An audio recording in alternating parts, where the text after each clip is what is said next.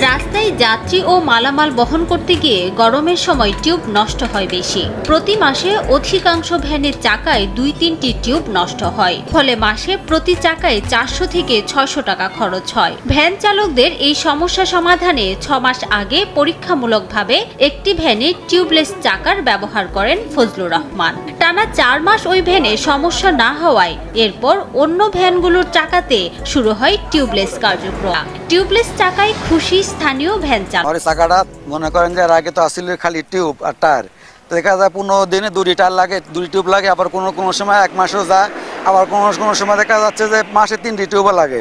তার 3 সপ্তাহ হলে করেছি 3 চাকাতেই, আল্লাহ দিলে কোনো সমস্যা নেই, চলতেছে। টুকের হাওয়া দিলে কোনো সমস্যা নেই, যেখানে সেখানে যাচ্ছে কোনো ভয় লাগে না। মাসের মধ্যে 4টা-5টা টিউব লাগতো, আর এখন টায়ারলেস করার পরে টিউবলেস করার পরে এখন আর সেই জিনিসটা ভয় নাই।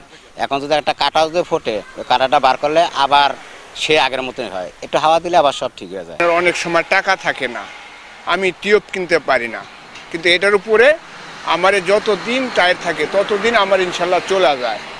এটা আমরা করিও অনেক আরাম পাইছি। চাকা মোটা হলে টিউবলেস হবে দীর্ঘস্থায়ী, তাই ভ্যানের চাকাগুলো সারা বাংলাদেশের গরিব মানুষের জন্য সাশ্রয় হোক, এখন দেশে এরা সুখে শান্তি যাতে গাড়ি চালাতে পারে, আরাম মতো চলতে পারে, এটাই আমার কাম্য। তো 2 মাসে প্রায় 250 ভ্যানের চাকা টিউবলেস করা হয়েছে। সময় সংবাদ।